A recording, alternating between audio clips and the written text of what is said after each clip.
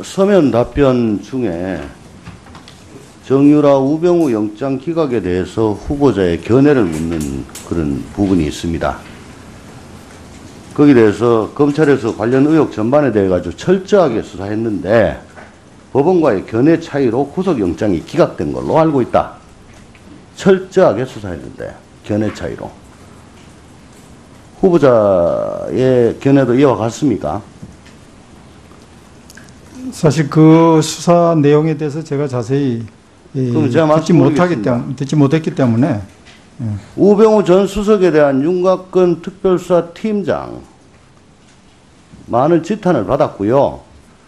가장 기본 중에 기본이라고 하는 자택 압수수색, 휴대폰 압수수색 하지 않고 몇 달 후에 자택에 갔다가 소위 말하는 깡통폰을 들고 왔습니다. 아무것도 없는 거.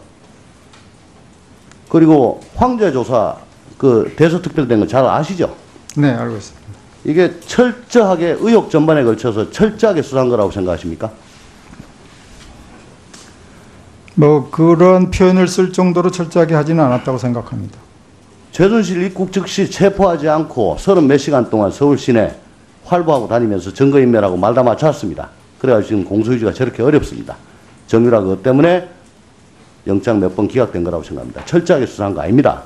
제가 이걸 왜 묻느냐. 이 답변 쓴 사람은 저는 감히 얘기합니다. 적폐 세력이라고. 아까도 말씀드렸지만 최순실 국정농단에 책임 있는 자들을 임명직에서 배제하고 공적 활동 역시 감시해야 된다. 라고 시사인 칼럼에서 말씀을 하셨어요. 어떻게 이런 답변을 쓸 수가 있습니까?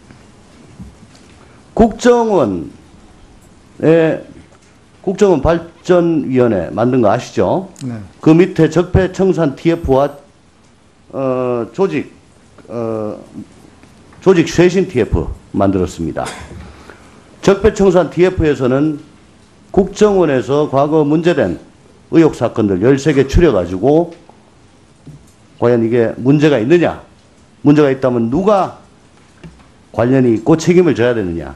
그래서 요번에 완전 황골 탈퇴해서 새롭게 거듭나자 라는 계기로 삼겠다. 뼈를 자르겠다 라는 각오입니다.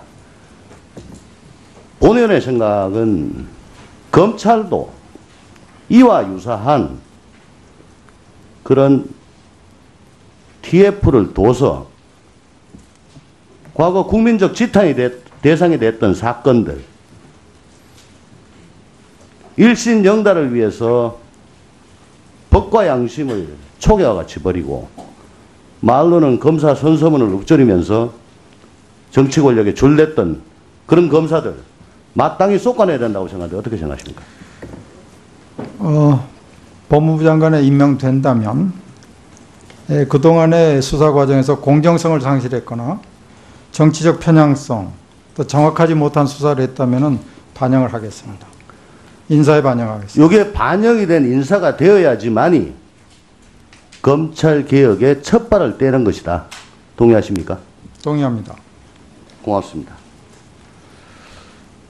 후보자께서는 공수처 신설 뭐 굉장히 강조하고 계시고 또 요거는 수사권 조정보다는 훨씬 더 용이하게 실현 가능하다라고 생각을 하시는 것 같습니다.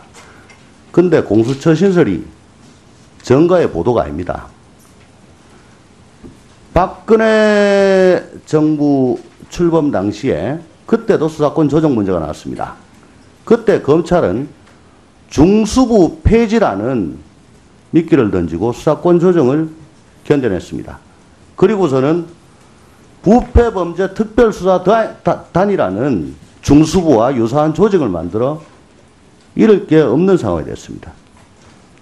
이번에도 마찬가지로 공수처란 거를 떼주고 수사권 조정을 지키려고 하는 거 아닌가 의심이 됩니다.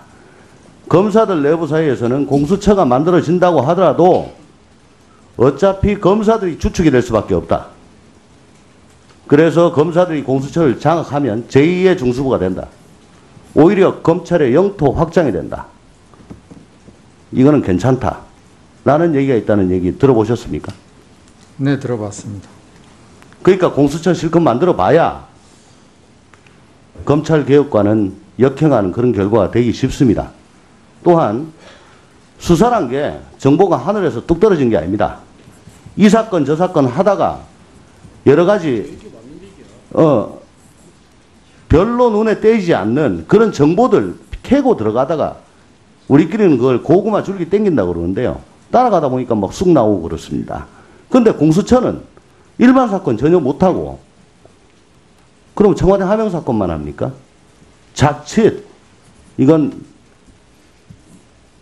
다른 특별감찰관 비슷하게 이런 식으로 운영이 되면은 별 이름만 있고 쓸모는 없는 그런 기관이 될 것 같습니다. 따라서 후보자께서 장관이 되신다면 공수처를 추진하실 모양인데 그럼 공수처란 조직을 기존의 법무검찰과 어떻게 절연을 시키느냐 그게 가장 중요한 문제인 것 같고요. 두 번째는 제대로 기능을 하기 위해서는 정보 공급을 어떻게 할 것인가 그게 중요할 것 같습니다. 그리고 아까 수사권 조정에 대해서 질문하다가 답변을 제가 못 들었는데요. 저도 100% 동의합니다. 그 행정수사경찰 분리, 그 다음 자치경찰제 이게 전제가 돼야 되고 더 나아가 저는 경찰대 마피아 때문에 경찰대 폐지까지도 전제로 해야 된다고 생각합니다. 근데 이런 전제를 다 전제 조건으로 하고 그 다음에 수사권 조정 가겠다. 언제 합니까? 그래서 저는 대안으로 미국식 FBI 같은 예를 들어 뭐 국가수사청 같은 걸 두고 소속을 법무부도 행자부도 아닌 중립지대에 두는 거 어떻게 생각하시지? 견해를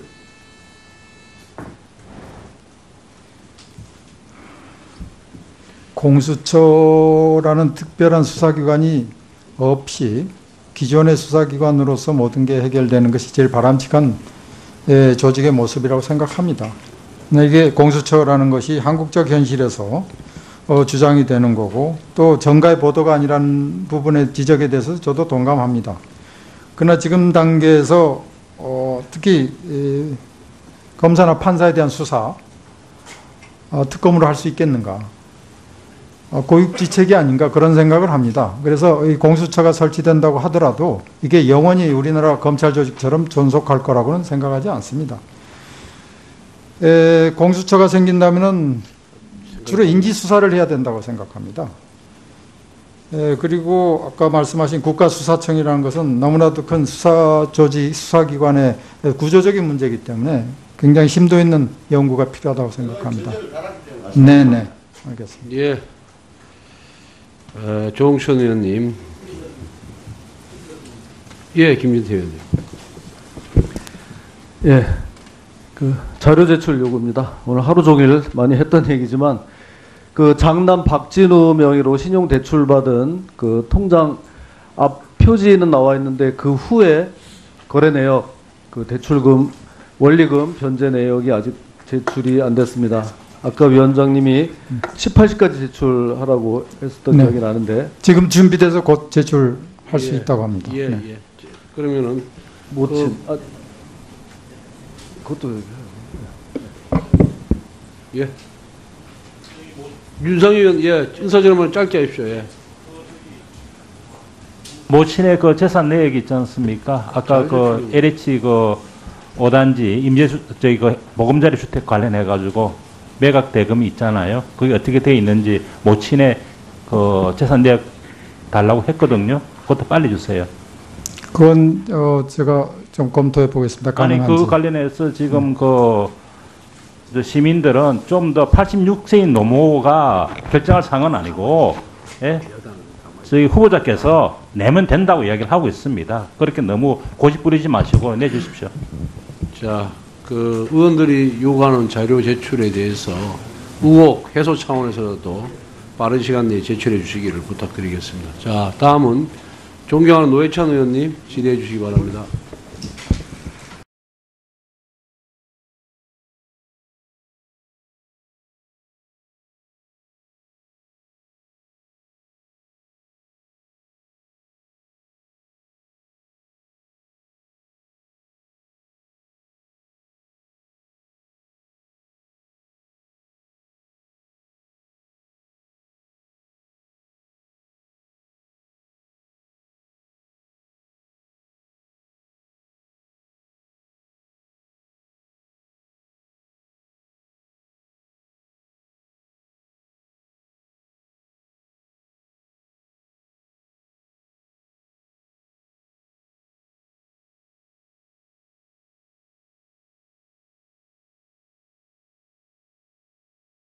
네, 알고 있습니다.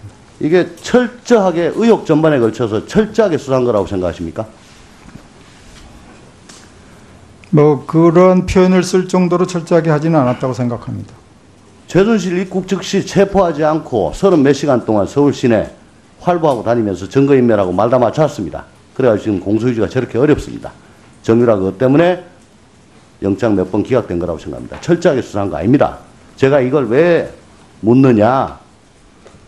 이 답변 쓴 사람은 저는 감히 얘기합니다. 적폐 세력이라고. 아까도 말씀드렸지만 최순실 국정농단에 책임 있는 자들을 임명직에서 배제하고 공적 활동 역시 감시해야 된다. 라고 시사인 칼럼에서 말씀을 하셨어요. 어떻게 이런 답변을 쓸 수가 있습니까?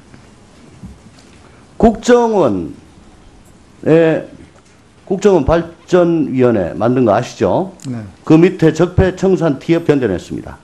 그리고서는 부패범죄 특별수사단이라는 중수부와 유사한 조직을 만들어 이럴 게 없는 상황이 됐습니다. 이번에도 마찬가지로 공수처란 거를 떼주고 수사권 조정을 지키려고 하는 거 아닌가 의심이 됩니다. 검사들 내부 사이에서는 공수처가 만들어진다고 하더라도 어차피 검사들이 주축이 될 수밖에 없다. 그래서 검사들이 공수처를 장악하면 제2의 중수부가 된다. 오히려 검찰의 영토 확장이 된다. 이거는 괜찮다. 라는 얘기가 있다는 얘기 들어보셨습니까? 네, 들어봤습니다. 그러니까 공수처 실컷 만들어 봐야 검찰개혁과는 역행하는 그런 결과가 되기 쉽습니다. 또한 수사란 게 정보가 하늘에서 뚝 떨어진 게 아닙니다. 이 사건 저 사건 하다가 여러 가지